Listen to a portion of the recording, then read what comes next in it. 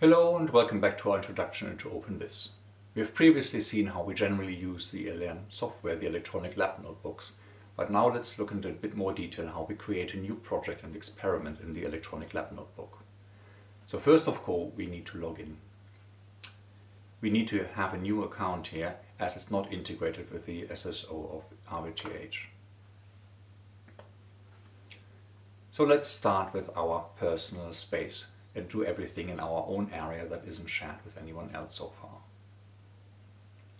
So we use as a first starting point a project, and this is what you can say as a superset for a number of related experiments. So for example, you could say our new SFB project or something else. We need to give it a unique identifier that is in capitals, for example training project 001, and we can enter some free text description. So this adds as a sort of big folder in which everything else resides in. And then when we want to create an actual experiment, for example, or something within that big project, we can, for example, create an experiment that relates to some sort of measurements.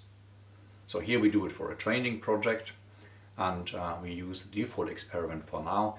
As the SFB will progress, we will likely introduce some more tailored entities here, but for now we use the default experiment. So now we created an experiment much in the same way as we just did for the project. We need to give it a unique ID within the OpenBIS system, or we can also just leave the default value there. Then please choose a descriptive name. We also, for example, need to define a template that we want for the measurements. So for example here, if we want to do electron microscope images, we can use SE images as a template, or later on we add atom probe as a data template, and so on and so forth. It depends a bit on what you really need to associate this experiment with. So now we've created our first experiment. And in this example, we've chosen the point measurement as our default template. This is the measurement of a single number and uncertainties if you have it. So this is how it looks like now. You can of course also add within the same experiment other data types, but the template is like the default choice. So this is the empty experiment. Let's add a new measurement. Our default is a point measurement, i.e. the measurement of a single floating point value with a given unit and maybe uncertainties if we have them. So we click on new point measurement. And this opens up a similar web form as we had before. We need to create a unique ID that identifies this measurement uniquely across the OpenBIS system, but we can also just choose the default value here. But here then we need to choose a suitable descriptive name. We can enter the start and the end date, and to the right there's a little calendar icon that includes the current date and time if you want. But here for this measurement you should enter the time when you started the measurement and finished it. Depending of course on how this measurement was performed, these times might be more or less the same, or the day. If this is a long-running experiment to capture one value, of course you may have a start and an end date that is uniquely different. If the experiment is done, please tick the box, experiment finished, and then you can add the parents. We'll discuss that in a little moment. And down there you can then add the results of your measurement here. You have the measured value, and the little star indicates that this is a required quantity as well as the unit. And then you can add the uncertainties if you have them, for example statistical or systematic uncertainties. There's also a free text field for other comments that you might want to attach to it. We've already discussed the metadata schema.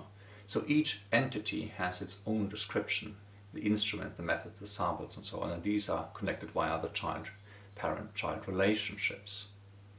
In OpenBIS, as an example, a measurement is a child of a sample. One or more methods, like heat treatment, rolling, indenting, whatever, and the instruments. And this allows us to query what we did to which sample and what resulted, for example, from a specific casting and so on. So how do we do this? We need to model these relationships. So that means that we need to add everything that is related to our experiments. That means the instruments, for example, a specific electron microscope or atom probe device that you use to conduct the experiment, the samples that were used in the measurements, and the methods that you have applied, for example, polishing, grinding, and so on. There are three ways you can enter these parents. There is a search, if you click on Search Any.